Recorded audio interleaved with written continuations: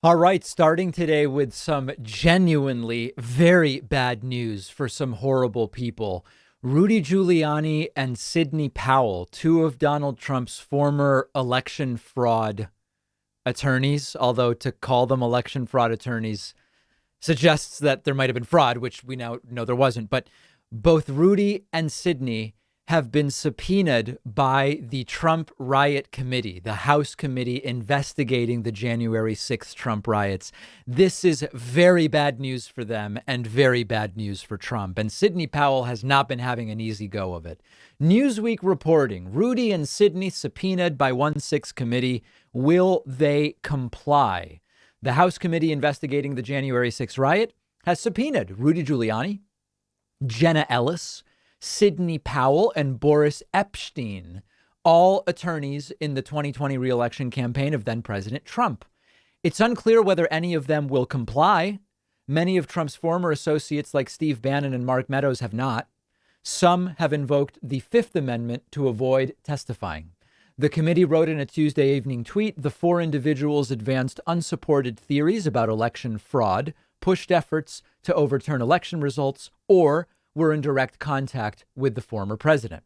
The Hill likewise reporting on these subpoenas, saying that the subpoena goes after the core of Trump's legal team after the November 3rd election, a group that prepared legal arguments following his loss and pushed his baseless claims of election fraud alongside campaign efforts on focused on the congressional certification.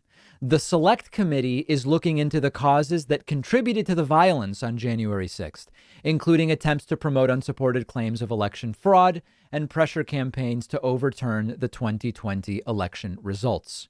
The subpoena to Giuliani focuses on his ability to offer insight into Trump's state of mind in the days around the riots, as well as his work pushing fraud claims on TV and in courtrooms. The committee wrote, you actively promoted claims of election fraud on behalf of former President Trump and sought to convince state legislators to take steps to overturn the election. Ana Cabrera from CNN reports that Sidney Powell's attorney says she will appear before the January 6th committee and answer questions, but that Powell also still believes there indeed was election fraud. So this is potentially a really, really big deal. And there's a few different pieces to this that I think are important.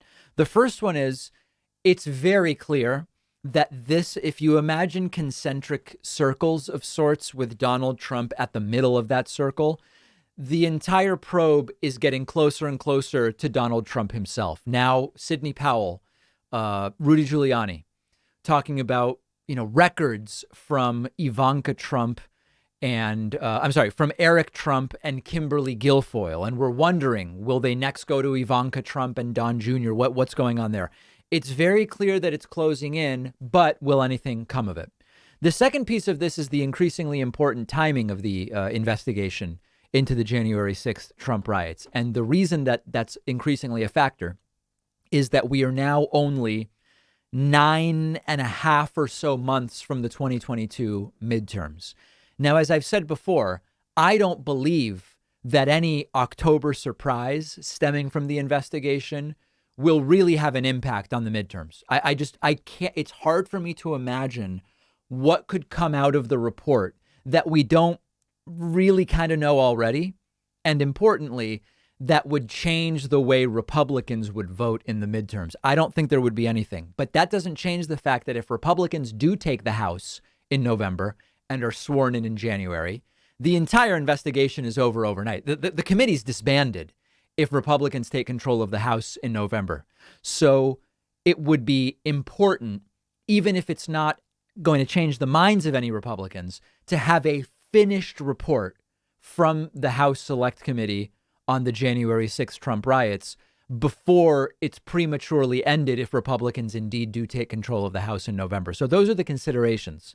And the committee does seem to be moving relatively quickly as they can. And the question of what to do about the people ignoring the subpoenas is an important question. And it takes time to resolve that as the legal system functions and moves forward much more slowly than we would like. but not a good day for Rudy Giuliani. Not a good day for Sidney Powell either. One of our sponsors is Cometeer Coffee. Cometeer Coffee is delicious, I can tell you firsthand, and they've discovered the best way to brew, preserve, and deliver coffee. Their brewing process captures over 2,000 flavor compounds. Then the coffee is flash frozen, locking in the flavor. It arrives at your home frozen in a fully recyclable capsule. All you have to do is melt it by adding hot water or cold water for iced coffee. It takes seconds. It's the most convenient way that I have ever made coffee. I've been impressed with how the process protects the flavor. I really enjoy Cometeer. They have a variety of flavor options: light, medium, and dark single origin and blended coffee roasts from the best specialty roasters. You'll get $20 off when you go to cometeer.com/Pacman. The link is underneath this video.